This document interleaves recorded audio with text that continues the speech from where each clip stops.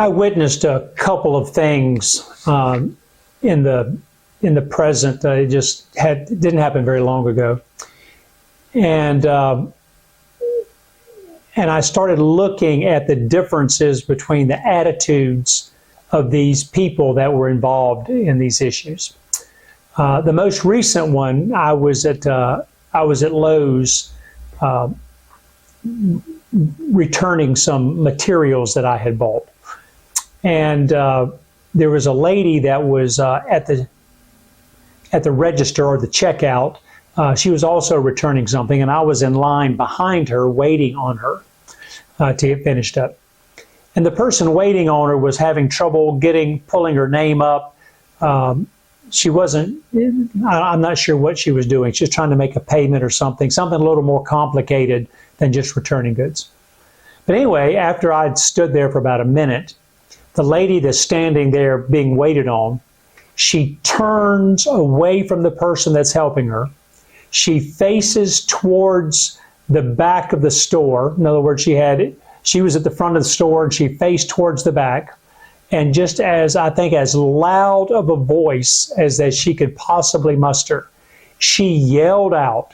She said, "If there is anyone in this store that can help me, I need you to come up here and help me, because this woman has no idea what she's doing." Someone that was close by quickly came over and took that person's place and helped her out. But I listened to her attitude and the way that she presented herself and the spectacle that she made of herself. And I'm just going to have to tell you, I don't know the woman, but she did not make a very good impression on me. And then maybe a few months back, I was in a McDonald's, of all places. And there was a young man that was waiting on customers.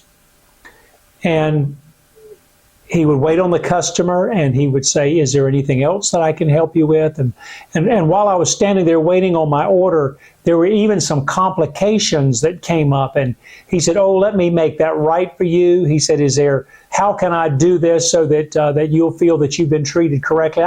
I was just amazed at the way that he handled what could have been difficult customers and regular customers. I mean, and he was a young person. He was probably, maybe 20, 21 years old. He looked at me like, but he handled the situations so well. And after I finished eating, and after I had observed him wait on customer after customer after customer, and I was just so impressed, when I got ready to leave, I walked up to the register and I complimented him and I told him, I said, "I want to let you know that you have handled these customers better than anyone I think I've ever seen wait on customers." Well, my name is Richard Coleman, and I'm the pastor at Shepherd Church of the Nazarene in Lexington, South Carolina. And it's great to be able to spend just a few moments with you today. But we're looking in 1 Kings, and if you remember, King David it was his goal to build a temple. Well, God had instructed David. He said, "No, you're not going to build that temple. Your son will build it." So now Solomon is king, and it's time for him to get started to build that temple. So Solomon goes to a neighboring nation, and he goes to the king of that nation, and he tells that king that he would like for him to get the people that are a part of his kingdom to cut the timbers for this temple. And there's all kind of ways that Solomon could have handled that. He could have just said, "If you don't do what I'm telling, I'll send my army down on you and create problems for you." And there's all kinds of things in ways that Solomon could have done that. But he didn't do that. Instead, he went to this king and he told the king, these were the words that he used. He said, "There is no one among us who can cut timber like the men of your nation." I mean, he worded that. He gave this king a compliment, and he was trying to get this king to do something. He could have forced this king to do it, but instead he used the words that made this king feel really good about who he was and about the men that were in his nation. I've heard it said that you can catch more flies with honey than you can with vinegar. And there's a lot of truth in that. You know, as Christians, God wants us to do the very best that we can to present a positive outlook of being a Christian. Now, the two people that I gave you the illustration of earlier, I did not ask either of them if they were a Christian.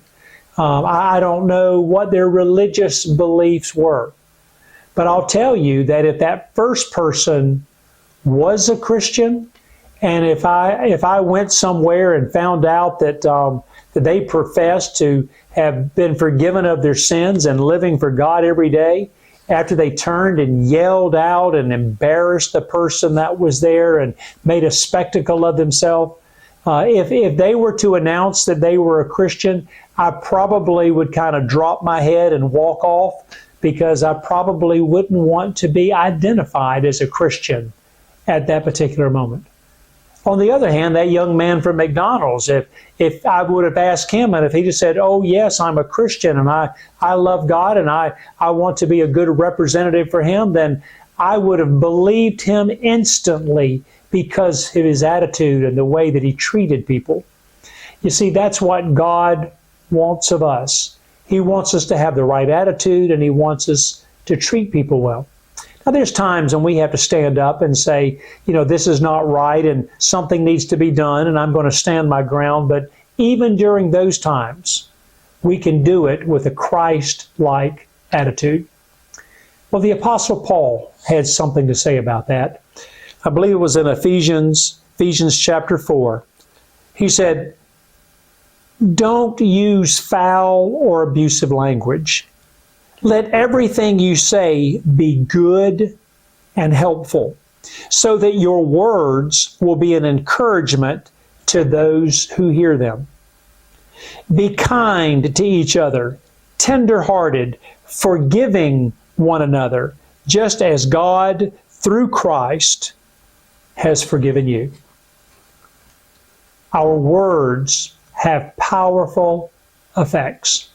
And so I encourage you this week to be careful of the words that you use, because every time we speak, we're speaking as a reflection of Jesus. So may the Lord bless you and keep you. May His face shine upon you. May you truly speak words of kindness this week. Thanks for taking the time and viewing today.